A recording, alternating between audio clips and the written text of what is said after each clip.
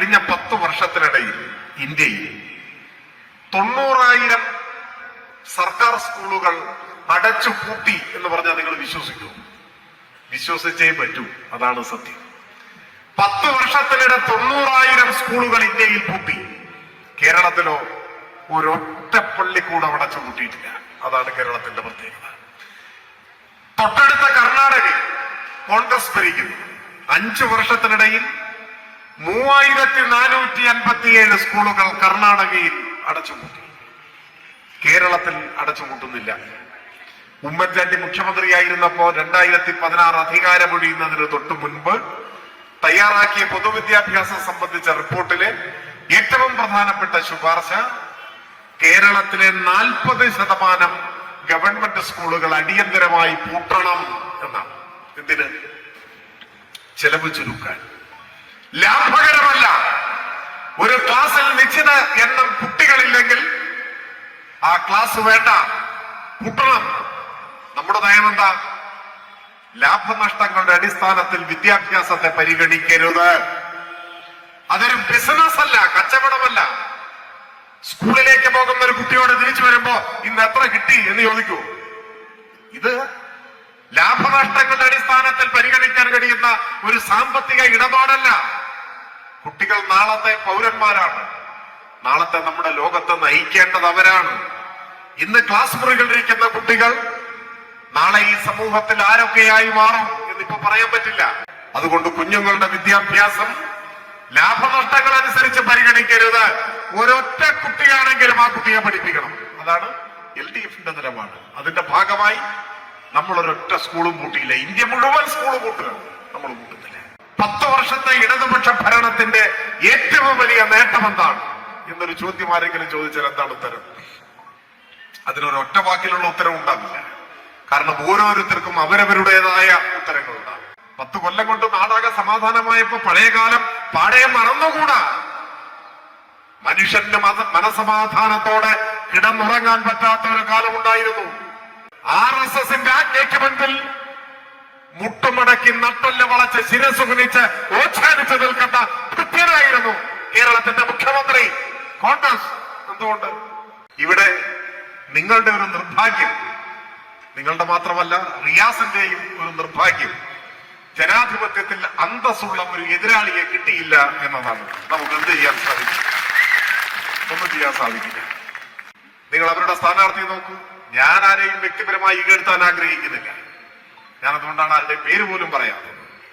പക്ഷെ അദ്ദേഹം വായ തുറന്നാൽ വ്യക്തിപരമായ അധിക്ഷേപമല്ലാതെ, വിദ്വേഷമല്ലാതെ നാടിന്റെ ഭാവിയെക്കുറിച്ചോ ജനങ്ങളുടെ ക്ഷേമത്തെക്കുറിച്ചോ എന്തെങ്കിലും കാഴ്ചപ്പാടുകൾ, പദ്ധതി, നിലപാട് പറയുന്നുണ്ട്. വ്യക്തിപരമായ അധിക്ഷേപമല്ലാതെ. ഇപ്പൊ റിയാസിനെ മരുമോ എന്നാണ് പറയുക. മരുമോ എന്ന് പറഞ്ഞാൽ എന്താ? തെറിയ. അദ്ദേഹം അങ്ങനെയാണ് ധരിച്ചിരിക്കുന്നത്. എല്ലാ ആളുകളും മകനും മരുമോനും ഒക്കെ അല്ലേ? ആരുടെയെങ്കിലും ഒക്കെ മരുമോനല്ലേ എല്ലാവരും? അയാളും ഒരു മരുമോനല്ലേ? അതാ നമ്മളാരും അങ്ങനെ വിളിക്കാത്തത്? എല്ലാ മനുഷ്യരും മകനും മരുമകനും മരുമകളും മകളും ഒക്കെയാണ്. നിങ്ങൾക്ക് ഈ നാടിന്റെ മുൻപാകെ വയ്ക്കാനുള്ളത് വ്യക്തി അധിക്ഷേപമാണെങ്കിൽ, വ്യക്തിപരമായ പകയാണെങ്കിൽ, ആ ശത്രുതയ്ക്കും പകയ്ക്കും രാഷ്ട്രീയത്തിൽ എന്ത് സ്ഥാനം? എന്ത് സ്ഥാനം? ഈ നാട്ടിൽ ഓരോ പൊതുപ്രവർത്തകന്റെയും ഉത്തരവാദിത്വം ആ നാട്ടിലെ ജനങ്ങളുടെ ജീവിതത്തിൽ എന്തൊക്കെ അഭിവൃദ്ധി ഉണ്ടാക്കാൻ കഴിയുന്ന പ്രവർത്തനങ്ങൾ ഏറ്റെടുക്കാനാവും, നാട്ടിൽ എന്തൊക്കെ വികസനം സാധ്യമാക്കും, അത് സംബന്ധിച്ചല്ലേ കാര്യങ്ങൾ ചർച്ച ചെയ്യേണ്ടെന്ന് പറയേണ്ടത്. അതിന് പകരം നിരന്തരം ഇങ്ങനെ അധിക്ഷേപം പറഞ്ഞുകൊണ്ടിരിക്കുക, വിദ്വേഷം പറഞ്ഞുകൊണ്ടിരിക്കുക. മനുഷ്യന്റെ മനസ്സ് വളരുന്നതിനനുസരിച്ച് അവൻ കൂടുതൽ സംസ്കാര ചിത്തനായി മാറുമെന്നാണ്. അപ്പോഴാണ് നാടിനെയും ജനങ്ങളെയും കുറിച്ച് ചിന്തിക്കാനാവുക. പ്രധാനമന്ത്രിയും കേന്ദ്രമന്ത്രിമാരും അവർ വിലക്കെടുത്ത ചില മാധ്യമങ്ങളും പ്രചരിപ്പിക്കുന്നത് പോലെയല്ല വസ്തുതകൾ. അവരുടെ ഊതിവീർപ്പിച്ച അവകാശവാദങ്ങൾക്കപ്പുറം യാഥാർത്ഥ്യം മറ്റൊന്നാണ്. ഇപ്പൊ ആഗോള വിശപ്പ് സൂചിക, ഗ്ലോബൽ ഹങ്കർ ഇൻഡെക്സ് എന്ന് പറയും. നിങ്ങളതെല്ലാം മാധ്യമങ്ങളിലൂടെ മനസ്സിലാക്കിയിട്ടുണ്ടാകും. ഐക്യരാഷ്ട്രസഭയുടെയും മറ്റും മേൽനോട്ടത്തിൽ തയ്യാറാക്കുന്ന ഒരു സൂചികയാണ്. എന്ന് വെച്ചാൽ പട്ടിണി രൂക്ഷമായിട്ടുള്ള രാജ്യങ്ങളുടെ ഒരു പട്ടികയാണ്. ലോകത്തിലെ പട്ടിണി ഗൗരവമായി നിലനിൽക്കുന്ന രാജ്യങ്ങളുടെ പട്ടിക, അതാണ് ഗ്ലോബൽ ഹങ്കർ ഇൻഡെക്സ്, ആഗോള വിശപ്പ് സൂചിക. 123 രാജ്യങ്ങളാണ് ആ പട്ടികയിലുള്ളത്. ഇന്ത്യയുടെ സ്ഥാനം 102ആണ്. 123 പട്ടിണി രാജ്യങ്ങളുടെ പട്ടികയിൽ 102ാം സ്ഥാനത്ത് നിൽക്കുന്ന ഒരു രാജ്യമാണ് നമ്മുടെ രാജ്യം. പട്ടിണി എന്ന് പറയുമ്പോൾ നിങ്ങളുടെ മുഖത്തൊന്നും ഒരു ഭാവമാറ്റവും ഇല്ല. കാരണം എന്താണ്? മലയാളിയെ സംബന്ധിച്ചിടത്തോളം പട്ടിണി ഒരു വാക്കു മാത്രമാണ്, ഒരു അനുഭവമല്ല. എനിക്കുറപ്പുണ്ട് ഇവിടെ ഒത്തുകൂടിയിരിക്കുന്നവരിൽ ആരും അടുത്ത കാലത്തൊന്നും പട്ടിണി കിടന്നിട്ടുണ്ടാവില്ല. ആരെങ്കിലും പട്ടിണി കിടന്നിട്ടുണ്ടോ? മണ്ണൂരിൽ, കടലുണ്ടിയിൽ, എവിടെയെങ്കിലും ഉണ്ടോ? ഇല്ല. നിങ്ങളുടെ അയൽ വീടുകളിൽ, നിങ്ങളുടെ നാട്ടിൽ ആരെങ്കിലും പട്ടിണി കിടക്കുന്നുണ്ടോ? ഇല്ല. കേരളത്തെ സംബന്ധിച്ചിടത്തോളം പട്ടിണി ഒരു വാക്കു മാത്രമാണ്. നമ്മൾ അതിദാരിദ്ര്യം തുടച്ചു നീക്കി. ചിലർക്കൊക്കെ ദാരിദ്ര്യം ഉണ്ടാവും, പ്രാരാബ്ദം ഉണ്ടാവും, സാമ്പത്തിക പ്രയാസങ്ങൾ, കടം ഒക്കെ ഉണ്ടാവും. പക്ഷേ പട്ടിണി കിടക്കേണ്ട സാഹചര്യം ആർക്കുമില്ല കേരളത്തിൽ. ഈ നാട്ടിൽ ഒരാൾ പോലും പട്ടിണി കിടക്കുന്നില്ല. എന്നാൽ ഇന്ത്യയിലോ? ഇന്ത്യയുടെ കാര്യമാണ് പറഞ്ഞത്. 123 രാജ്യങ്ങളിൽ പട്ടിണിയുണ്ട് എന്ന് കണക്കാക്കുമ്പോൾ അതിൽ ഏറ്റവും പിന്നിൽ നിൽക്കുന്ന രാജ്യങ്ങളുടെ കൂട്ടത്തിലാണ് നാം. 102ാം സ്ഥാനമാണ്. പട്ടിണിയുടെ കാര്യത്തിൽ മാത്രമല്ല, മറ്റു പല സൂചികകൾ പരിശോധിച്ചാലും ഇപ്പൊ ലോകത്തിൽ ഏറ്റവും കൂടുതൽ ക്ഷയരോഗികളുള്ള രാജ്യം ഇന്ത്യയാണ്. ഏതെങ്കിലും മത്സര പരീക്ഷയിൽ ചോദ്യം വന്നാൽ ഉത്തരവിടുക. ലോകത്തിൽ ഏറ്റവും കൂടുതൽ കുഷ്ഠരോഗികൾ ജീവിക്കുന്ന രാജ്യം ഇന്ത്യയാണ്. ലോകത്തിൽ ഏറ്റവും കൂടുതൽ ചേരികളിൽ ജീവിക്കുന്ന മനുഷ്യർ ഇന്ത്യയിലാണ്. ലക്ഷക്കണക്കിന് വരുന്ന മനുഷ്യർ ചേരികളിൽ ജീവിക്കുന്ന രാജ്യമാണ് നമ്മുടെ രാജ്യം. ഈ ദാരിദ്ര്യത്തിന്റെയും പട്ടിണിയുടെയും അരക്ഷിതാവസ്ഥയുടെയും അരാജകത്വത്തിന്റെയും നിലയില്ലാ കയങ്ങളിൽ മുങ്ങുന്ന ഒരു രാജ്യമാണ് നമ്മുടെ രാജ്യം ഇന്ത്യ. അപ്പോഴാണ് ആ ഇന്ത്യയുടെ തെക്കേ മൂലയിലെ ഒരു കൊച്ചു സംസ്ഥാനം കേരളം ലോകരാജ്യങ്ങളെ വിസ്മയിപ്പിക്കുന്ന വിധം വളരുന്നു. എല്ലാ രംഗങ്ങളിലും പൊതുവിദ്യാഭ്യാസം, ആരോഗ്യ പരിപാലനം, പൊതുവിതരണം, സാക്ഷരത, ഇങ്ങനെ നോക്കിയാൽ ഏത് രംഗത്തും ലോകത്തെ വിസ്മയിപ്പിക്കുന്ന വളർച്ച നമുക്ക് നേടാനായി. ഇപ്പൊ ഏതാനും മാസങ്ങൾക്ക് മുൻപാണ് ശിശുമരണ നിരക്ക് സംബന്ധിച്ച റിപ്പോർട്ട് പുറത്തു വന്നു. നിങ്ങളൊക്കെ അത് ശ്രദ്ധിച്ചിട്ടുണ്ടാവുമെന്നാണ് ഞാൻ വിചാരിക്കുന്നത്. ശിശുമരണ നിരക്ക് എന്ന് പറഞ്ഞാൽ എന്താണ്? 1000 കുഞ്ഞുങ്ങൾ ജനിക്കുമ്പോൾ ഒന്നാം പിറന്നാളിന് മുമ്പ് അതിൽ എത്ര കുഞ്ഞുങ്ങൾ മരിച്ചു പോകുന്നു എന്നതാണ് ശിശുമരണ നിരക്ക് എന്ന് പറഞ്ഞാൽ അർത്ഥം. ഇന്ത്യയിൽ ഇത് 25. ഇന്ത്യയിൽ 1000 കുഞ്ഞുങ്ങൾ ജനിക്കുമ്പോൾ 1 വയസ്സ് തികയുന്നതിന് മുൻപ് അതിൽ 25 കുഞ്ഞുങ്ങൾ മരിച്ചു പോകും. പോഷകാഹാരക്കുറവ് കൊണ്ട്, സാംക്രമിക രോഗങ്ങൾ പിടിപെട്ട്, ആവശ്യത്തിന് ചികിത്സയില്ലാതെ ഒക്കെ അങ്ങനെ പല കാരണങ്ങളാണ്. ഇതൊരു വേദനിപ്പിക്കുന്ന കണക്കാണ്. അമേരിക്കയിൽ ഇത് ഏകദേശം 6 5.6 കൃത്യമായി പറഞ്ഞാൽ ഏകദേശം 6 അമേരിക്കയിലെ ശിശുമരണ നിരക്ക്. നമ്മുടെ രാജ്യത്തെക്കാൾ വളരെ മെച്ചപ്പെട്ട ഒരു നിലയിലേക്ക് അമേരിക്ക മാറി, സ്വാഭാവികമാണ്. അപ്പോഴാണ് ഏതാനും മാസങ്ങൾക്ക് മുൻപ് പോയ വർഷം കേരളത്തിലെ ശിശുമരണ നിരക്കിന്റെ ആധികാരികമായ കണക്ക് പുറത്തു വന്നപ്പോ ലോകം വിസ്മയിച്ചു നിന്നു. നമുക്കത് 5 എന്ന് വെച്ചാൽ അമേരിക്കയേക്കാൾ ഒരു പടി മുകളിലെത്തി നമ്മൾ. ചെറിയ കാര്യമാണ്. ലോക വ്യാവസായിക മുതലാളിത്തത്തിന്റെ പറുദീസ എന്നറിയപ്പെടുന്ന അമേരിക്ക എല്ലാ ആഡംബരങ്ങളുടെയും സുഖസൗകര്യങ്ങളുടെയും അവസാന വാക്കായി പരിഗണിക്കപ്പെടുന്ന ഒരു രാജ്യം. ആ അമേരിക്കൻ ഐക്യനാടുകളെ ശിശുമരണ നിരക്കിന്റെ കാര്യത്തിൽ നമ്മൾ പുറകിലാക്കി. അതൊരു ചെറിയ കാര്യമല്ല. ശിശുമരണ നിരക്ക് എടുത്തു പറയാൻ കാരണം ഒരുപാട് ഘടകങ്ങൾ ഒത്തുചേരുമ്പോഴാണ് ശിശുമരണ നിരക്ക് കുറയുക. കുഞ്ഞ് ജനിക്കുമ്പോൾ തന്നെ നല്ല ആരോഗ്യമുള്ള കുഞ്ഞായിരിക്കണം. അങ്ങനെയാണ് എന്ത് വേണം? കുഞ്ഞിന്റെ അമ്മയ്ക്ക് ആരോഗ്യം ഉണ്ടാവണം. അതിനെന്ത് വേണം? കുഞ്ഞിന്റെ അമ്മ നല്ല ഭക്ഷണം കഴിക്കണം, ആവശ്യത്തിന് വിശ്രമിക്കണം, നല്ല മാനസിക ആരോഗ്യ സ്ഥിതി ഉണ്ടാവണം. അതിനെന്തു വേണം? അതിനെ പറ്റിയ കുടുംബാന്തരീക്ഷം ഉണ്ടാവണം, കുടുംബത്തിന് വരുമാനം ഉണ്ടാവണം, എന്തെങ്കിലും അസുഖം വന്നാൽ ചികിത്സ തേടി ചെല്ലാൻ അടുത്ത ആശുപത്രി ഉണ്ടാവണം, അവിടെ പരിചയസമ്പന്നരായ ഡോക്ടർമാർ വേണം, മരുന്ന് വേണം, സൗജന്യമായി ചികിത്സ കിട്ടണം. ഇങ്ങനെ എല്ലാമുള്ള കാര്യങ്ങൾ ഒത്തിണങ്ങുമ്പോഴാണ് ശിശുമരണ നിരക്ക് കുറഞ്ഞു വരിക. അപ്പോ ഈ കാര്യങ്ങളിലെല്ലാം കേരളം നേടിയ അഭിവൃദ്ധി അതൊരു ചെറിയ കാര്യമല്ല. ഇന്ത്യൻ റിപ്പബ്ലിക്കിലെ ഒരു സംസ്ഥാനം ശിശുമരണ നിരക്കിന്റെ കാര്യത്തിൽ ലോകത്തിലെ ഒന്നാം കിട രാജ്യങ്ങളുടെയും മുകളിലെത്തി. ഇതാ കാര്യത്തിൽ മാത്രമല്ല, പ്രതീക്ഷിതായുസ്, മാതൃമരണ നിരക്ക്, ഇതിലെല്ലാം നമ്മൾ രാജ്യത്തൊന്നാമതാണെന്ന് പോകട്ടെ, നമ്മൾ മത്സരിക്കുന്നത് അമേരിക്കയോടും സ്കാൻഡിനേവിയൻ രാജ്യങ്ങളോടും ഒക്കെയാണ്. അതാണ് പ്രത്യേകത. ഇപ്പൊ പ്രതീക്ഷിത ആയുസ്, ഇന്ത്യയിൽ ഏറ്റവും കൂടുതൽ ആയുസ്സുള്ള മനുഷ്യർ നമ്മളാണ്, മലയാളികളാണ്. ഇതെങ്ങനെ സംഭവിച്ചു? പ്രധാനമന്ത്രിയുടെ ഗുജറാത്തിലായിരുന്നു നമ്മൾ ജനിച്ചതെങ്കിലോ, ബീഹാറിൽ, യു പിയിൽ, അതുപോലെയുള്ള ഏതെങ്കിലും ഒരു സംസ്ഥാനത്തായിരുന്നു ജനിച്ചതെങ്കിലോ നമ്മൾ ജീവിച്ചിരിക്കുമായിരുന്നതിനേക്കാൾ എത്രയോ വർഷം അധികമാണ് മലയാളികളായതിനാൽ, ഈ കേരളത്തിൽ ജനിച്ചതിനാൽ നമ്മുടെ പ്രതീക്ഷിത ആയുസ്. അതാണ് പ്രത്യേകത. അതെന്തുകൊണ്ടാണ് അങ്ങനെ സംഭവിച്ചത്? പണ്ട് കേരളം രൂപം കൊള്ളുന്ന ഘട്ടത്തിൽ 986 നവംബർ 1-നാണ് കേരളം പിറന്നതെന്നാണ്. കേരളം ഒരു സംസ്ഥാനമായി രൂപീകരിക്കപ്പെടുന്ന ആ ഘട്ടത്തിൽ 50കളിൽ മലയാളിയുടെ പ്രതീക്ഷിതായുസ് എത്രയായിരുന്നു? നമ്മൾ ഞെട്ടിപ്പോകും അത് പരിശോധിച്ചാൽ. 50കളിൽ മലയാളിയുടെ പ്രതീക്ഷിതായുസ് 45 വയസ്സായിരുന്നു. നിങ്ങൾ വിശ്വസിക്കൂ? എന്ന് വെച്ചാൽ അക്കാലത്ത് 45 വയസ്സായി എന്ന് പറഞ്ഞാൽ ഒരു വയസ്സനായി, ഒരു വൃദ്ധൻ, ഒരു വൃദ്ധ, അതാണ് അർത്ഥം. ഇപ്പൊ നിങ്ങളുടെ ഇടയിലിരിക്കുന്ന 45 വയസ്സായ ഒരാളോട് വൃദ്ധൻ എന്നൊക്കെ വിളിച്ചാൽ എന്തായിരിക്കും? വിളിച്ചതേ ഓർമ്മയുണ്ടാവുള്ളൂ, അവസാനത്തെ വിളിയായിരിക്കും. ഇപ്പൊ 45, 55, 65, 75 ഒക്കെ വല്ല വയസ്സുമാണ്. 90 വയസ്സായ ഒരാൾ തലമുടിയൊക്കെ കറുപ്പിച്ച് ഇങ്ങോട്ട് കയറി വന്നു കഴിഞ്ഞാൽ 90 വയസ്സായി നമ്മൾ ആരെങ്കിലും പറയൂ?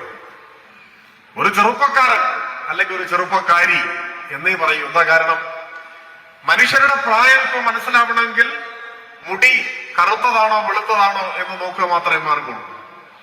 മുടി കറുപ്പിച്ചാൽ പ്രായം തിരിച്ചറിയാൻ വലിയ പാടാണ്. പ്രായത്തിൻ്റെതായ ഒരു അടയാളവും മുഖത്ത് നോക്കിയാൽ മനസ്സിലാവില്ല. എല്ലാവരും നിത്യ യൗവനങ്ങളായിരിക്കുകയാണ്, ഇല്ലേ? ആണ്. ഇപ്പൊ നിങ്ങളുടെ കൂട്ടത്തിൽ മുടി കറുപ്പിച്ചിരിക്കുന്ന ആരാന്ന് നമുക്ക് അറിഞ്ഞുകൂടാ. അതുകൊണ്ട് പ്രായം പറയാൻ പറ്റില്ല. ഈ മാറ്റം എങ്ങനെ ഉണ്ടായി? 50കളിൽ 60കളിലൊക്കെ കേരളത്തിലെ മനുഷ്യർ ഒരു നേരം മാത്രമേ ഭക്ഷണം കഴിക്കുമായിരുന്നുള്ളൂ. ഒറ്റ നേരം, അതിനേ ഗതിയുള്ളൂ. ഇപ്പൊ ഇരിക്കുന്ന നിങ്ങളിൽ ആണെങ്കിൽ ഒരു നേരം മാത്രം ഭക്ഷണം കഴിക്കുന്നവരുണ്ടോ? തടി കുറയ്ക്കാൻ വല്ല ഡയറ്റ് നോക്കുന്നവരുണ്ടാവും. അതല്ലാതെ ഭക്ഷണം ഇല്ലാത്തതിന്റെ പേരിൽ കഴിക്കാത്ത ആരും ഉണ്ടാവില്ല. സമീകൃതാഹാരം, പോഷകാഹാരം, മെച്ചപ്പെട്ട ചികിത്സ, ഇതെല്ലാം വന്നു. നമ്മുടെ ജീവിത ശൈലികൾ മാറി. കുടുംബങ്ങളുടെ വരുമാനം മെച്ചപ്പെട്ടു. സൗജന്യ വിദ്യാഭ്യാസം യാഥാർത്ഥ്യമായപ്പോ എല്ലാവരും പഠിക്കാൻ തുടങ്ങി. പഠിച്ചവർക്ക് ജോലി കിട്ടി. അപ്പൊ കുടുംബത്തിന്റെ വരുമാനം വർദ്ധിച്ചു. അതിനനുസരിച്ച് ജീവിത സൗകര്യങ്ങൾ മെച്ചപ്പെട്ടു. അങ്ങനെ എല്ലാം വന്ന് നമ്മളിപ്പോ ഇന്ത്യയിൽ ഏറ്റവും കൂടുതൽ കാലം ജീവിച്ചിരിക്കുന്ന മനുഷ്യരായി മാറി. ചെറിയ കാര്യമല്ല. ഈ നേട്ടങ്ങളെല്ലാം ലോകോത്തരമായി മലയാളിയെ വളരാൻ പ്രാപ്തരാക്കി മാറ്റി. അതിനനുസൃതമായ ഭരണപരിഷ്കാരങ്ങൾ, നടപടികൾ കേരളത്തിലുണ്ടായി. അതിനെ എല്ലാം ക്രമീകരിച്ച് ക്രോഡീകരിച്ച് ഒരു നവകേരളം എന്ന ലക്ഷ്യത്തിലേക്ക് മുൻപോട്ട് പോവുകയാണ് ഇപ്പോൾ കേരളത്തിൽ. ഈ കഴിഞ്ഞ 10 കൊല്ലം കൊണ്ട് കേരളത്തിലുണ്ടായ മാറ്റങ്ങൾ നിങ്ങൾ നോക്കൂ. ഒറ്റ വാചകത്തിൽ പറഞ്ഞാൽ വൻകിട വികസന പദ്ധതികൾ, ബൃഹത് പദ്ധതികൾ, കേരളത്തിന്റെ മുഖച്ഛായ മാറ്റുന്ന പദ്ധതികൾ, ഒപ്പം ഓരോ മനുഷ്യന്റെയും ജീവിതത്തിൽ അനുഭവവേദ്യമാവുന്ന ആശ്വാസമേകുന്ന നടപടികൾ, ക്ഷേമ പദ്ധതികൾ, ഇത് രണ്ടും നമ്മൾ സമന്വയിപ്പിച്ചു. ഇപ്പൊ സാധാരണക്കാരായ ജനങ്ങൾക്ക് ആശ്വാസമേകുന്ന എത്ര ക്ഷേമ പദ്ധതികൾ! പ്രധാനമായും പെൻഷൻ. ഒരുപക്ഷെ ഇവിടെ അതൊക്കെ പറഞ്ഞിട്ടുണ്ടാകും. 2000 രൂപ പെൻഷൻ കിട്ടുന്ന ഒരേ ഒരു ഇന്ത്യൻ സംസ്ഥാനമാണ് നമ്മുടെ സംസ്ഥാനം. അതാ പ്രത്യേകത. ഇന്ത്യയിൽ മറ്റൊരു സംസ്ഥാനത്തും 2000 ഉറുപ്പിക ക്ഷേമ പെൻഷൻ ഇല്ല. നമ്മൾ കോൺഗ്രസ് ഭരിക്കുന്ന കർണാടകയിലാണ് ജനിച്ചതെങ്കിലോ പെൻഷനും ഇല്ല, ആയുസ്സുമില്ല, ആരോഗ്യവും ഇല്ല, ഒന്നുമില്ല. മലയാളികൾ ഭാഗ്യവാന്മാരും ഭാഗ്യവതികളുമാണ്. എന്തുകൊണ്ടെന്നാൽ നമ്മൾ ജനിച്ചത് കേരളത്തിലാണ്. കേരളം 10 കൊല്ലമായി ഇടതുപക്ഷം ഭരിക്കുന്ന നാടാണ്. അതുകൊണ്ട് നമുക്ക് 2000 രൂപയുടെ പെൻഷനുണ്ട്. കുടിശ്ശികയില്ല. 62 ലക്ഷം പേർക്കാണ് അത് കിട്ടുന്നത്. ഇപ്പോഴിതാ ഒരു പുതിയ പദ്ധതി ആരംഭിച്ചിരിക്കുന്നു. നിങ്ങളെല്ലാം മനസ്സിലാക്കിയിട്ടുണ്ട്. വീട്ടമ്മമാരുടെ ക്ഷേമ പെൻഷൻ, സ്ത്രീ സുരക്ഷാ പെൻഷൻ. ഇവിടെ മുമ്പിൽ വീട്ടമ്മമാർ എന്ന് കരുതാവുന്ന ആളുകൾ ധാരാളം ഇരിക്കുന്നുണ്ട്. എന്തിനാണ് അവർക്കൊരു പെൻഷന്റെ ആവശ്യം? നിങ്ങൾ ചിന്തിച്ചിട്ടുണ്ടോ? കേരളത്തിൽ ഏറ്റവും കൂടുതൽ അധ്വാനിക്കുന്ന ജനവിഭാഗം ഏത് എന്ന് ചോദിച്ചാൽ ഏതെങ്കിലും ഒരു ഫാക്ടറിയിലെ തൊഴിലാളിയല്ല, വീട്ടമ്മമാരാണ്, സ്ത്രീകളാണ്. പക്ഷെ പ്രശ്നം അവരുടെ അധ്വാനത്തിന്റെ മൂല്യം നമ്മുടെ സമൂഹം തിരിച്ചറിഞ്ഞിട്ടില്ല എന്നതാണ്. അതിന്റെ കാരണം നമ്മുടെ സമൂഹം ഒരു പുരുഷ കേന്ദ്രീകൃത സമൂഹമാണ്, ഒരു പുരുഷാധിപത്യ സമൂഹമാണ്. സ്ത്രീയുടെ അധ്വാനത്തിന്റെ മൂല്യം ഇതുവരെ മനസ്സിലാക്കുകയോ പരിഗണിക്കുകയോ ചെയ്യുന്നില്ല എന്നത് നമ്മുടെ സമൂഹത്തിന്റെ പൊതുവായ ഒരു കുറവാണ്. ഇപ്പൊ ഈ കഴിഞ്ഞ ആഴ്ച ഒരു സുപ്രീം കോടതി വിധി വന്നിരുന്നു. നിങ്ങൾ ആരെങ്കിലും ശ്രദ്ധിച്ചായിരുന്നോ? പത്രത്തിലൊക്കെ ഉണ്ടായിരുന്നു. ആരെങ്കിലും വായിച്ചോ? ഒരു സുപ്രീം കോടതി വിധി വായിച്ചെന്നോ ഇല്ലെന്നോ? സ്ത്രീകൾ വായിച്ചു എന്ന് പറയുന്നത്, പുരുഷന്മാർ അറിയാത്ത പോലെ ഇരിക്കുകയാണ്. എന്താണ് പ്രശ്നം? സുപ്രീം കോടതി വിധി വീട്ടുജോലി സ്ത്രീയുടെ മാത്രം ഉത്തരവാദിത്വമല്ല. അതാണ് സുപ്രീം കോടതി വിധി. പുരുഷന്മാരും വീട്ടുജോലി ചെയ്യണം എന്നാണ്. അതൊക്കെയാണ് പുരുഷന്മാർ ആ വാർത്ത വായിക്കാത്തത്. ആ വാർത്ത, ആ കോടതി വിധിയിൽ ഒരു വരി കൂടിയുണ്ട്. എന്താണ് ആ വരി? ഇന്ത്യയിലെ എല്ലാ പുരുഷന്മാരോടും സുപ്രീം കോടതി ഓർമ്മിപ്പിക്കുന്നു, നിങ്ങൾ വിവാഹം കഴിച്ചിരിക്കുന്നത് ഒരു വീട്ടുജോലിക്കാരിയെ അല്ല എന്നോർത്തുകൊള്ളണം. അതുകൊണ്ട് വീട്ടുജോലി പുരുഷനും ചെയ്യണം എന്നാണ് സുപ്രീം കോടതിയുടെ വിധി. ഞാൻ സാന്ദർഭികമായി അതിവിടെ പറഞ്ഞു വന്നുള്ളൂ. നമ്മുടെ വിഷയമൊന്നല്ല. പറഞ്ഞു വന്നത് എന്താണ്? സ്ത്രീകളുടെ വീട്ടിലെ ജോലി എന്നത് എത്രയെടുത്താലും അവസാനിക്കാത്തതും എന്നാൽ വിലമതിക്കപ്പെടാത്തതുമായി തലമുറകളായി തുടരുകയാണ്. നമ്മുടെയൊക്കെ വീടുകളിൽ ആദ്യം ഉറക്കം ഉണർന്നെഴുന്നേൽക്കുന്നത് ആരാണ്? സ്ത്രീകളാണ്, അല്ലേ? ഉറപ്പാണ്. ഏറ്റവും ഒടുവിൽ ഉറങ്ങുന്നത് ആരാണ്? അതും സ്ത്രീകളായിരിക്കും. നേരം വെളുക്കുന്നതിന് മുൻപ് ആരംഭിക്കുന്ന ജോലി പാതിരാത്രി വരെ നീണ്ടു നിൽക്കും. രാവിലെ ഉറക്കം ഉണർന്നെഴുന്നേറ്റാൽ നാട്ടിൻപുറങ്ങളിൽ പ്രത്യേകിച്ചും വീടും മുറ്റവും ഒക്കെ അടിച്ചുവാരി തൂത്തുവാരി വൃത്തിയാക്കാത്ത ഏതെങ്കിലും വീട്ടമ്മയുണ്ട്. അതൊരു ജോലിയാണ്. PSC വഴി അഡ്വൈസ് മെമ്മോ കൊടുത്ത് നിയമനം കൊടുക്കേണ്ട ഒരു ജോലി. പാർട്ട് ടൈം സ്വീപ്പർ ഒരു ജോലിയാണ്. അതിന് ശമ്പളമൊക്കെ ഉണ്ട്. ഭക്ഷണം പാചകം ചെയ്യാത്ത ഏതെങ്കിലും ഒരു വീട്ടമ്മയുണ്ട്, അത് മറ്റൊരു ജോലിയാണ്. കുക്ക്, അതിന് ശമ്പള സ്കെയിലും വേറെയാണ്. വസ്ത്രം അലക്കി വൃത്തിയാക്കാത്ത വീട്ടമ്മമാരില്ലല്ലോ, അത് മറ്റൊരു PSC ജോലിയാണ്. ഡോബി, സ്കൂളിലും മറ്റുമൊക്കെ പഠിക്കുന്ന കുട്ടികളുണ്ടെങ്കിൽ അവരെ പഠന കാര്യങ്ങളിൽ സഹായിക്കുന്നത് മിക്ക വീടുകളിലും വീട്ടമ്മമാർ തന്നെയാണ്. അപ്പൊ ഒരു ട്യൂട്ടറുടെ ജോലി അവിടെ വരും. ഒരാൾ കിടപ്പ് രോഗിയായി മാറി വീട്ടിൽ ഒരംഗം, ആരാണ് ശുശ്രൂഷിക്കുക? ആ ചുമതലയും അധികവും കടന്നു വരിക സ്ത്രീയിലേക്ക് തന്നെയാണ്. അപ്പൊ ഒരു നഴ്സിന്റെയോ ഹോം നഴ്സിന്റെയോ ഒക്കെ ജോലി അവിടെ വരും. നിങ്ങൾ നോക്കൂ, ഒരുപാട് ജോലി ഒരേ സമയം ചെയ്തു തീർക്കേണ്ട ഒരാളായി വീട്ടമ്മ മാറുകയാണ്. എന്നാൽ അതൊന്നും ഒരു ജോലിയായി നമ്മുടെ സമൂഹം പരിഗണിക്കുന്നില്ല. ഈ ജോലി ചെയ്യുന്ന സ്ത്രീകൾ തന്നെയും ഈ പുരുഷാധിപത്യ സമൂഹത്തിൽ ജീവിക്കുന്നവരായതുകൊണ്ട് തങ്ങൾ ചെയ്യുന്ന അധ്വാനത്തിന്റെ മൂല്യം എത്ര വലുതാണ് എന്ന് അവരും ചിലപ്പോൾ മനസ്സിലാക്കിയെന്ന് വരില്ല. പലപ്പോഴും സ്ത്രീകളെയൊക്കെ പരിചയപ്പെടുമ്പോൾ നമ്മൾ എന്ത് ചെയ്യുന്നു എന്ന് ചോദിച്ചാൽ പലരും പറയും, ജോലിയൊന്നുമില്ല സഖാവേ, ഹൗസ് വൈഫാണ്. ഹൗസ് വൈഫ് ഉദ്ദേശിക്കുന്നത് ശമ്പളം കിട്ടുന്ന ജോലിയൊന്നും ഇല്ല എന്നാണ്. അതുകൊണ്ടാണ് ജോലിയൊന്നും ഇല്ല എന്ന് പറയുന്നത്, അല്ലാതെ വെറുതെ ഇരിക്കുന്ന ആളല്ല. പക്ഷെ ഇത് സ്ത്രീകൾ മാത്രം പറയുന്ന മറുപടിയാണ്. പുരുഷന്മാരോട് ചോദിച്ചാൽ സർക്കാർ ജോലിയില്ലാത്ത ഏതെങ്കിലും പുരുഷൻ പറയുമോ ജോലിയൊന്നുമില്ല സഖാവേ, ഞാൻ ഹൗസ് ഹസ്ബൻഡ് ആണ് എന്ന് പറയും? അങ്ങനെ ഒരു വാക്കില്ല.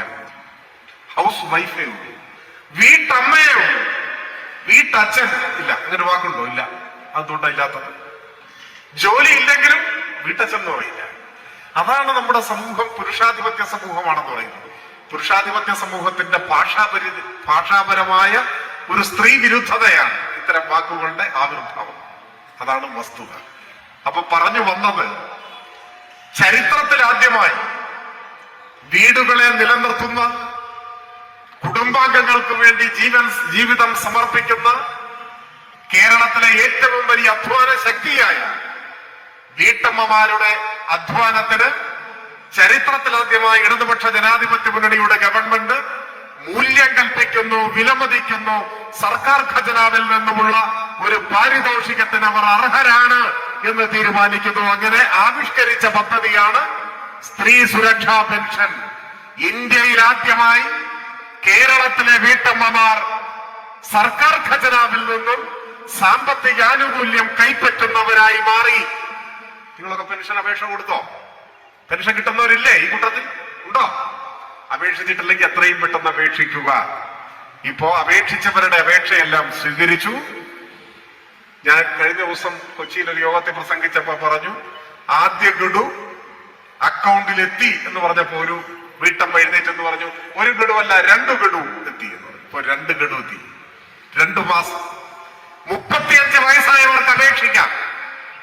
അപ്പോ 35 വയസ്സായ വീട്ടമ്മമാർ ഈ പദ്ധതിയുടെ ഭാഗമായി ഇനിയും ചേരാനുള്ള അവസരമുണ്ട്. അപേക്ഷിക്കുക. അത് ഇന്ത്യക്ക് വഴികാട്ടുന്ന മഹത്തായ ഒരു ക്ഷേമ പദ്ധതിയാണ്. അഭ്യസ്തവിദ്യരായ യുവതി യുവാക്കൾക്ക് പ്രതിമാസ സ്റ്റൈപ്പൻഡ്, ജോലി കിട്ടുന്നത് വരെ സർക്കാർ ഖജനാവിൽ നിന്നും മാസം 1000 ഉറുപ്പിക പ്രതിമാസ സ്റ്റൈപ്പൻഡ്. അതും ഇന്ത്യയിൽ ആദ്യത്തെ സംഭവമാണ്. ഇതെല്ലാം ഇടതുപക്ഷ ജനാധിപത്യ മുന്നണിയുടെ സംഭാവനയാണ്.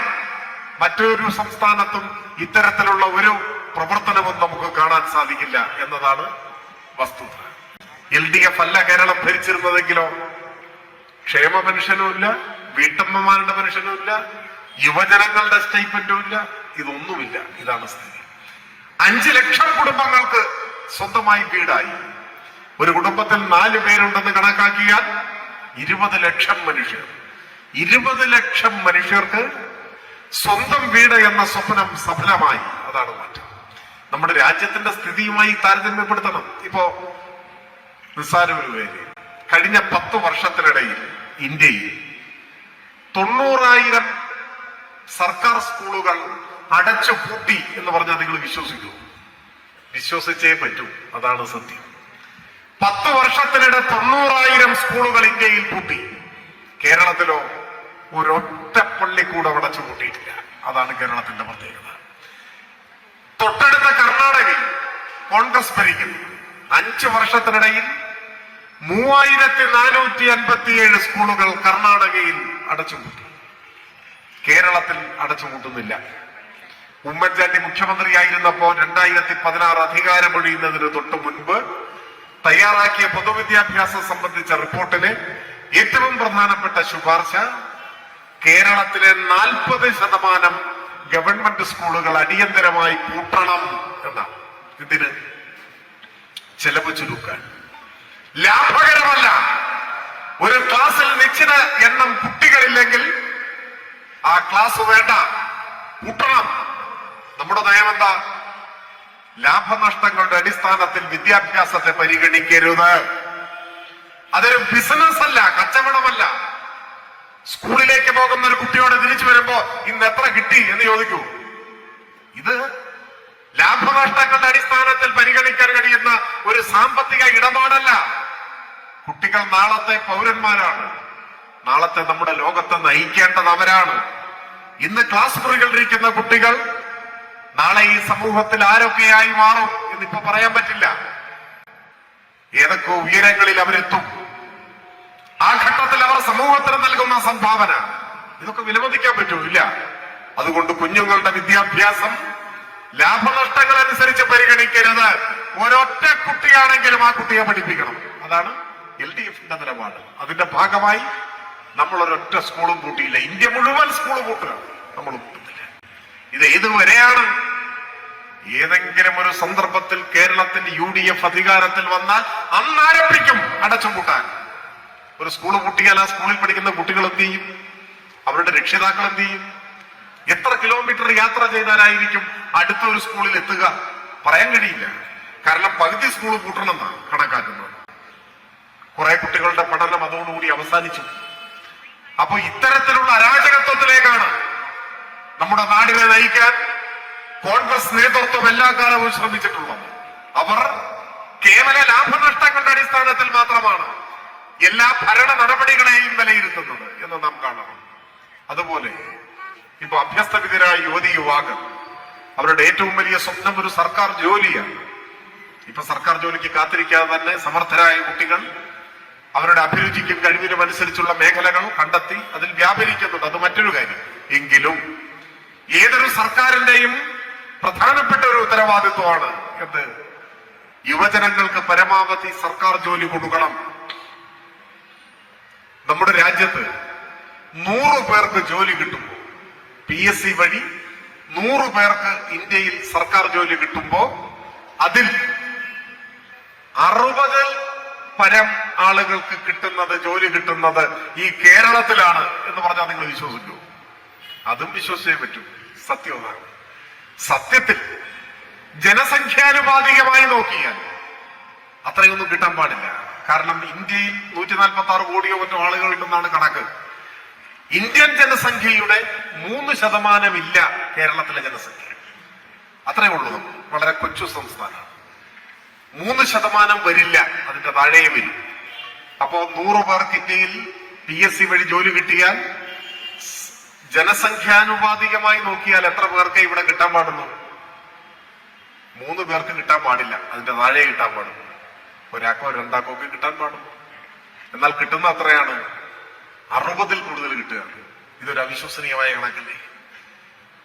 നമുക്ക് ജനസംഖ്യാനുപാതികമായി ലഭിക്കേണ്ടതിന്റെ എത്രയോ ഇരട്ടി ഇവിടെ ലഭിക്കുന്നു. എങ്ങനെയാണ് ഇത് സാധ്യമാവുന്നത്? ഇതൊരു ജാലവിദ്യയാണ്. അല്ല, സാധ്യമാവാൻ കാരണം ഇന്ത്യയിൽ മറ്റൊരു സംസ്ഥാനത്തും ഇപ്പോൾ വ്യവസ്ഥാപിതമായി ഇങ്ങനെ PSC വഴിയുള്ള നിയമനങ്ങൾ നടക്കുന്നില്ല. വിരലെണ്ണാവുന്നവർക്ക് മാത്രമാണ് മറ്റ് സംസ്ഥാനങ്ങളിൽ സർക്കാർ ജോലിയുള്ളൂ. വല്ല പോലീസിലോ ഫയർഫോഴ്സിലോ അതുപോലെയുള്ള സേനകളിൽ അത്യാവശ്യം വരുന്ന ഒഴിവുകൾ മാത്രമേ PSC വഴി നികത്തുന്നുള്ളൂ. മറ്റ് സംസ്ഥാനങ്ങൾ നിയമന നിരോധനമാണ്. പിന്നെ മറ്റു വകുപ്പുകളിലോ കരാർ ജോലി, തൊഴിലുറപ്പ് പദ്ധതി പോലെ തുച്ഛമായ വേതനത്തിന്, ദിവസക്കൂലിക്ക്, പെൻഷനില്ല, മറ്റാനുകൂല്യങ്ങളൊന്നുമില്ല. ഇതാണ് ഇന്ത്യൻ തൊഴിൽ രംഗം. ഇപ്പോഴും നിങ്ങൾക്ക് ജോലി കൊടുക്കുന്ന ഇന്ത്യയിലെ ഒരേ ഒരു സംസ്ഥാനം കേരളമാണ്. കഴിഞ്ഞ 10 കൊല്ലത്തിനുള്ളിൽ കേരളത്തിൽ 3 ലക്ഷം യുവതി യുവാക്കൾ സർക്കാർ ഉദ്യോഗസ്ഥരായി മാറി. ഈ കേരളത്തിൽ മാത്രമുള്ള അത്ഭുതമാണ്. എന്നുവരെ എന്നെങ്കിലും ഒരിക്കൽ ഈ കേരളത്തിൽ UDF-ന്റെ ഗവൺമെന്റ് അധികാരത്തിൽ വന്നാൽ അന്നു നിൽക്കും PSC നിയമനം. പിന്നെ PSC നിയമനം ഉണ്ടാവില്ല, പിന്നെ ക്ഷേമ പെൻഷൻ ഉണ്ടാവില്ല, സ്കൂളുകൾ അടച്ചുപൂട്ടാൻ ആരംഭിക്കും. എന്നെങ്ങനെ ഒരു അവസ്ഥ വരുമ്പോൾ അന്ന് ഇരുളടഞ്ഞ ഒരു യുഗം ആരംഭിക്കും എന്നതാണ് വസ്തുത. അതുകൊണ്ടാണ് നമ്മുടെയൊക്കെ ആയുസ് തീരുന്നതിന് മുൻപ് കേരളത്തിൽ ഒരിക്കലും UDF-ന്റെ നേതൃത്വത്തിൽ ഒരു ഗവൺമെന്റ് വരാൻ പാടില്ല എന്ന് പറയുന്നത്. ഈ കേരളം നശിക്കരുത്, കേരളം തകരരുത് എന്നാഗ്രഹിക്കുന്നത് കൊണ്ടാണ്. ഞാൻ കൂടുതൽ ദീർഘിപ്പിക്കുന്നില്ല. പറഞ്ഞു വന്നത്, ഇങ്ങനെ ജനക്ഷേമ പദ്ധതികൾ പ്രവർത്തനങ്ങൾ ഏറ്റെടുക്കുന്നതോടൊപ്പം എത്ര വൻകിട പദ്ധതികൾ, ഞാൻ ഓരോന്നും വിശദീകരിക്കുന്നില്ല. ദേശീയപാതാ വികസനം, കൊച്ചി ഇടമൺ പവർ ഹൈവേ, ഗെയിൽ പാചകവാതക പൈപ്പ് ലൈൻ. പാചകവാതകം എന്ന് പറഞ്ഞോളൂ, വാതക പൈപ്പ് ലൈൻ, അത് പാചകത്തിന് ഉപയോഗിക്കാം.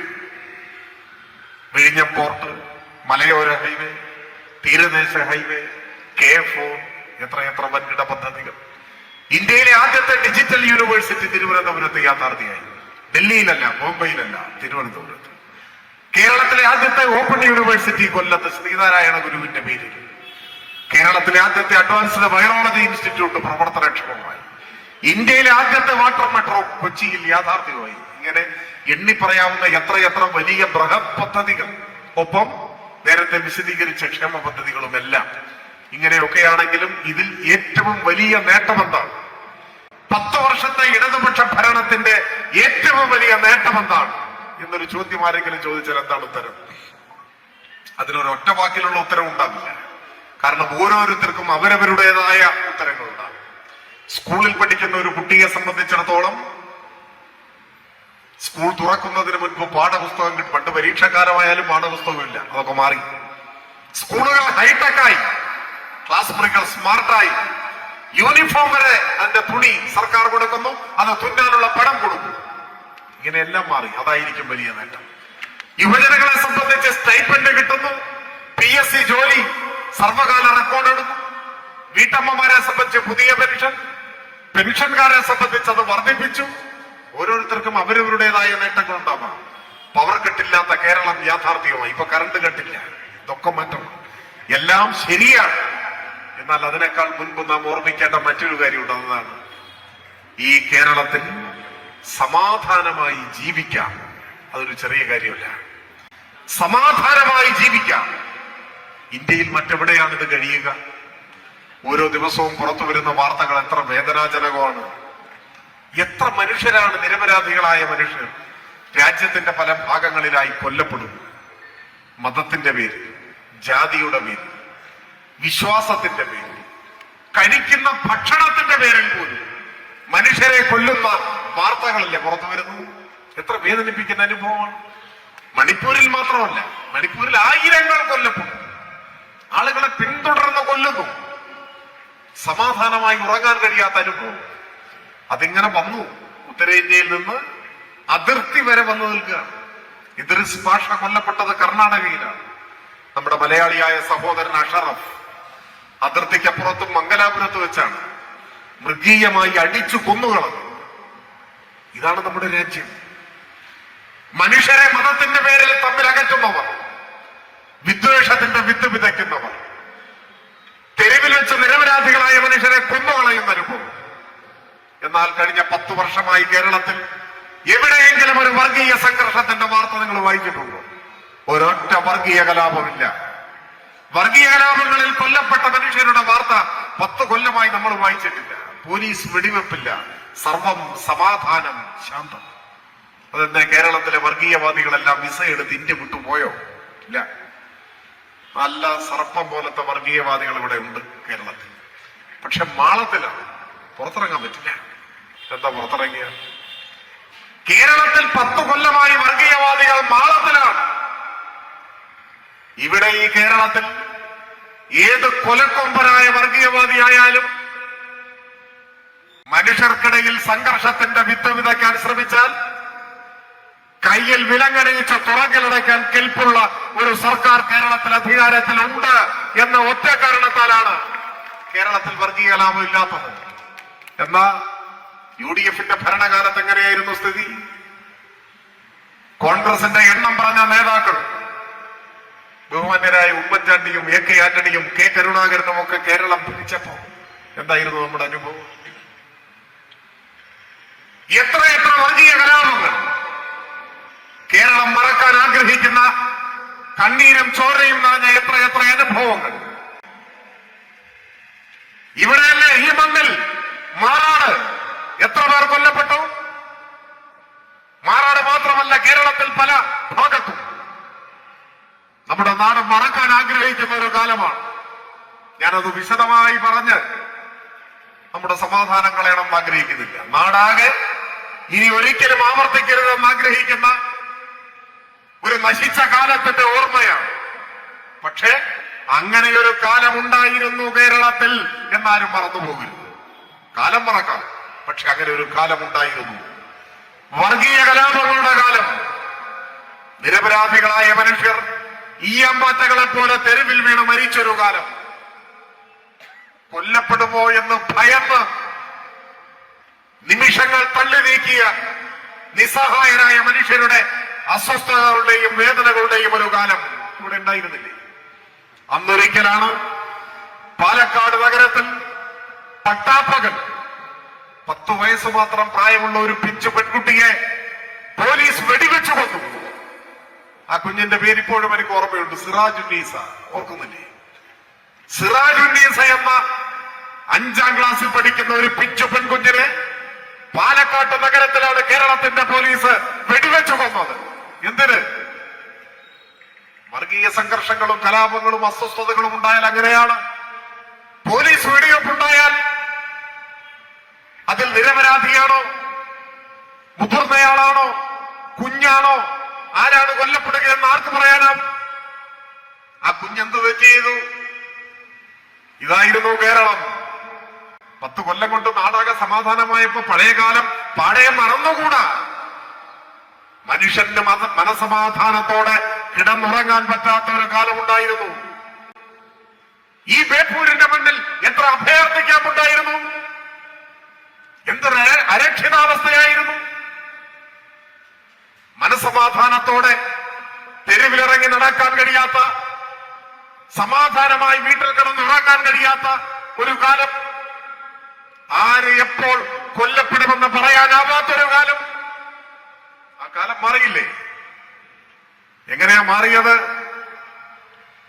UDF ഗവൺമെന്റിന്റെ കാലത്ത് ഇങ്ങനെ വർഗീയവാദികൾ അഴിഞ്ഞാടാനും മനുഷ്യരെ കൊല്ലാനും അവർക്ക് സാധിച്ചതെന്തുകൊണ്ടാണ്?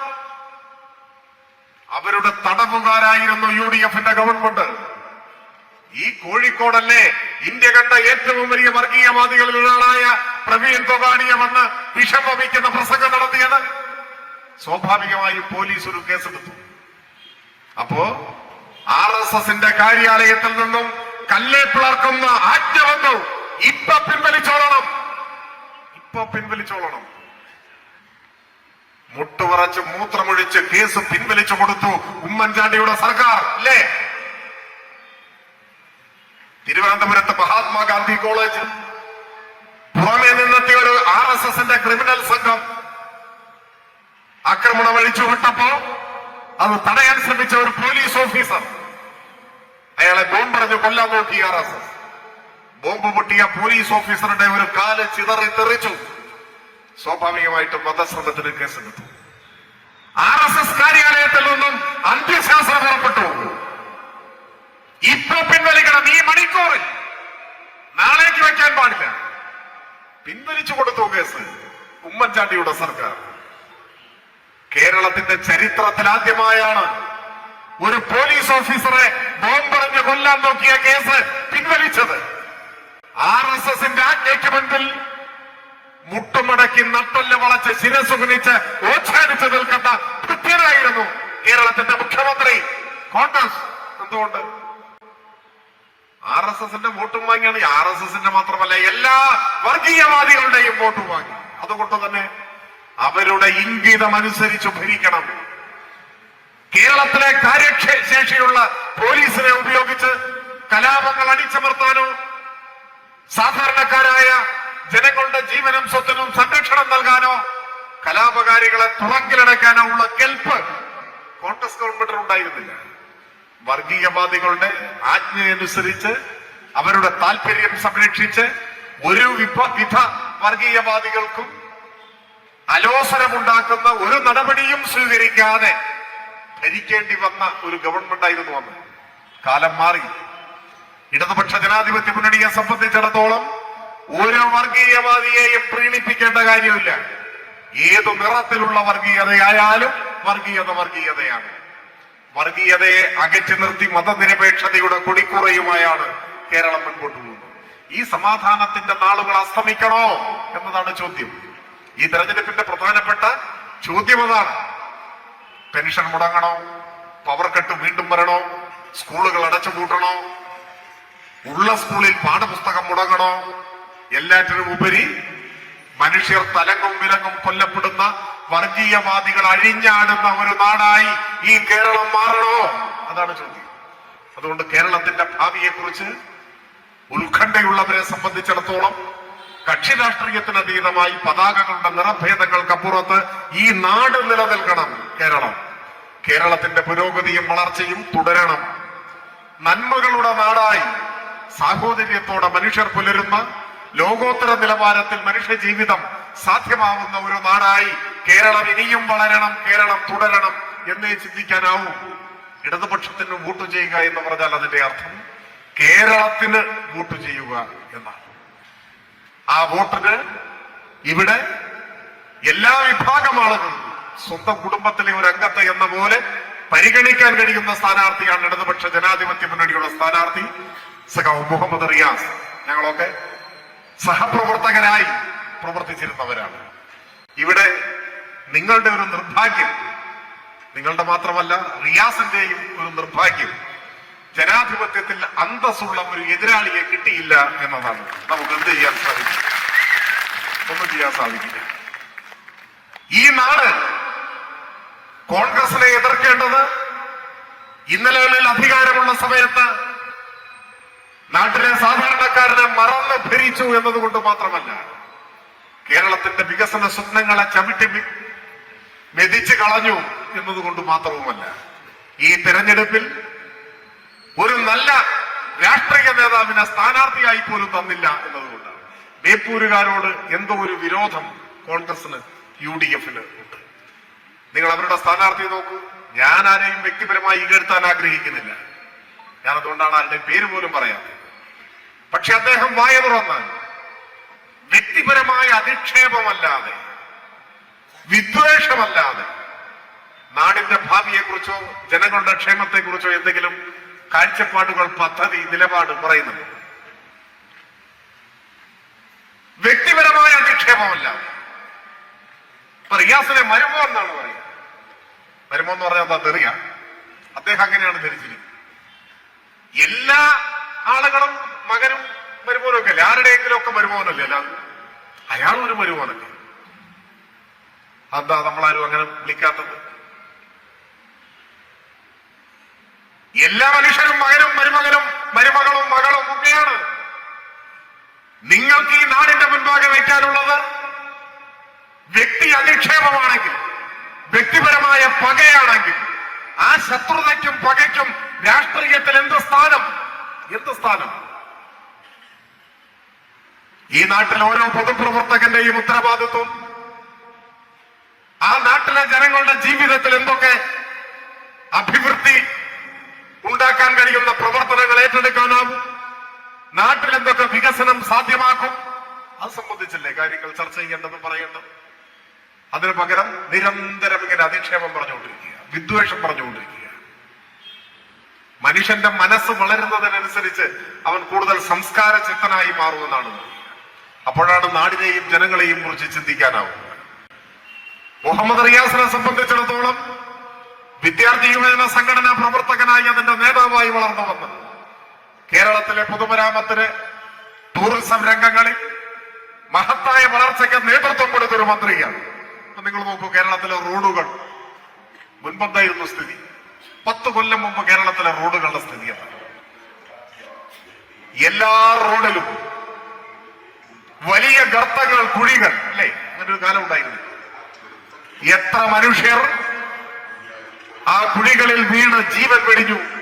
എത്ര എത്ര മനുഷ്യർ! ഇരുചക്ര വാഹനങ്ങൾ, മറ്റു വാഹനങ്ങൾ, ഇതെല്ലാം റോഡിലെ കുഴിയിൽ വീണ് എത്ര പേരുടെ കാലൊടിഞ്ഞു, കൈയൊടിഞ്ഞു, ജീവൻ പോയി. അവസാനം ഗത്യന്തരമില്ലാതെ ഓരോ നാട്ടിലും അവിടുത്തെ മനുഷ്യർ കക്ഷി രാഷ്ട്രീയത്തിന് അതീതമായി ഒരുമിച്ച് കേരളത്തിൻ്റെതായ ഒരു തനത് സമര രൂപം വളർന്നു വന്നു. എന്താണ്? റോഡിൽ വാഴ നടുക. ഓർക്കുന്നില്ലേ? എല്ലാ ദിവസവും കാസർകോട്ട് മുതൽ തിരുവനന്തപുരം വരെ എവിടെയെങ്കിലുമൊക്കെ ആയിട്ട് ആളുകൾ ഇങ്ങനെ വാഴ നട്ടുകൊണ്ടിരുന്നു. അതൊക്കെ ഒന്ന് വാർത്തയായി.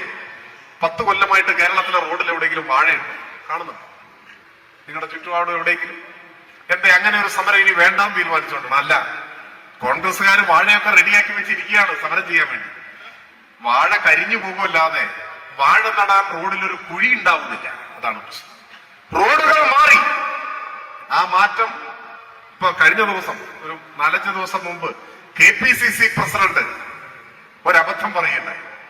അദ്ദേഹത്തിന്റെ അബദ്ധം പറ്റി. അദ്ദേഹത്തിന് പറ്റിയെന്ന് പറഞ്ഞാൽ മതി, മറ്റേ വ്യക്തമാണ്. പക്ഷെ എന്താണ് സംഭവം? അദ്ദേഹം ആലോചന ഇല്ലാതെ പറഞ്ഞതാണ്. അവിടെയും പറഞ്ഞു എന്ന് പറഞ്ഞാൽ മതി, അത് ബാക്കി കണക്കാണ്. സംഭവം എന്താന്ന് വെച്ച് കഴിഞ്ഞാൽ, അദ്ദേഹം ഇപ്പോ അദ്ദേഹത്തിന്റെ മണ്ഡലത്തിൽ ഇങ്ങനെ ഓടി നടന്ന് പര്യടനം നടത്തിക്കൊണ്ടിരിക്കുകയാണ്, സ്ഥാനാർത്ഥി പര്യടനം. ആ സ്ഥിതിയിലായി എന്ന് മനസ്സിലാക്കിയാൽ മതി അവിടുത്തെ തെരഞ്ഞെടുപ്പ്.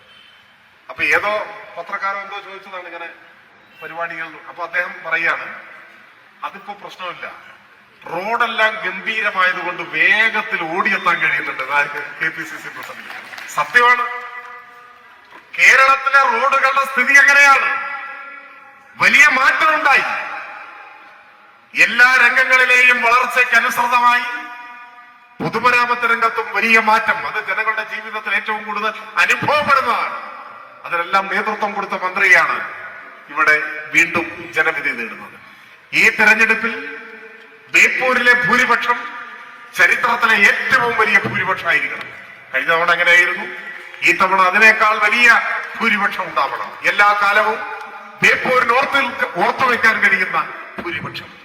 വർഗീയതയ്ക്കെതിരെ മതനിരപേക്ഷതയുടെ കൊടി ഉയർത്തിക്കൊണ്ട് ജനങ്ങൾ വോട്ട് രേഖപ്പെടുത്തുന്ന തെരഞ്ഞെടുപ്പായി മാറണം. ഒപ്പം മൂല്യവത്തായ രാഷ്ട്രീയത്തിന്, കച്ചവട രാഷ്ട്രീയത്തിനെതിരെ, വ്യക്തിവിദ്വേഷത്തിനെതിരെ, രാഷ്ട്രീയത്തിലെ അധാർമികതയ്ക്കെതിരെ, അവസരവാദത്തിനെതിരെ, എല്ലാ അല്പത്തരത്തിനുമെതിരെ ഈ നാട് വിധിയെഴുതുന്നതായി ഈ 9-ാം തീയതിയിലെ തെരഞ്ഞെടുപ്പ് മാറ്റണം. അതിന് വർദ്ധിത വീര്യത്തോടെ കൂടുതൽ ഊർജ്ജസ്വലരായി നിങ്ങൾ രംഗത്തിറങ്ങണമെന്ന് അഭ്യർത്ഥിച്ചുകൊണ്ട് ഞാൻ എന്റെ എളിയ വാക്കുകൾ അവസാനിപ്പിക്കുന്നു.